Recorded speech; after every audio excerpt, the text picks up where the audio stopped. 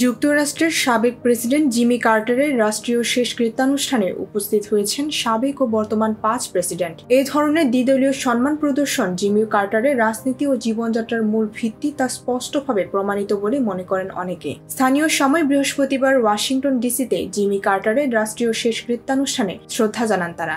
এ সময় বাইডেন বলেন, স্বাধীনতা আর ক্ষমতা চরিত্রের চেয়ে বড় কিছু নয়, তা কার্টার প্রমাণ করে গেছেন। তাকে শেষবারের মতো শ্রদ্ধা জানাতে সমবেত হন হাজার হাজার জনতা।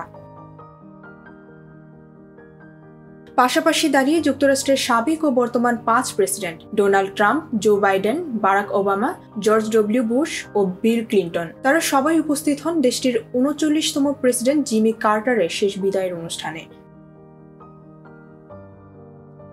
সাবেক প্রেসিডেন্ট জিমি কার্টারের মৃত্যুতে বৃহস্পতিবার থেকে যুক্তরাষ্ট্রের জাতীয় শোক দিবস পালিত হচ্ছে। দেশটির 39তম প্রেসিডেন্টের রাষ্ট্রীয় শেষকৃত্যে ওয়াশিংটন ন্যাশনাল ক্যাথিড্রালের শীর্ষ কর্মকর্তারা জড়ো হন। গত সপ্তাহে 100 বছর বয়সে মারা যান কার্টার। তিনি ছিলেন যুক্তরাষ্ট্রের সবচেয়ে বেশি বয়সী প্রাক্তন প্রেসিডেন্ট। কার্টার প্রায়ই ওয়াশিংটন প্রশাসনের রাজনৈতিক আনুষ্ঠানিকতার সমালোচনা করতেন। শেষকৃত্যের পরে কার্টারকে তার নিজের রাজ্য জর্জিয়াতে ফিরিয়ে আনা হবে।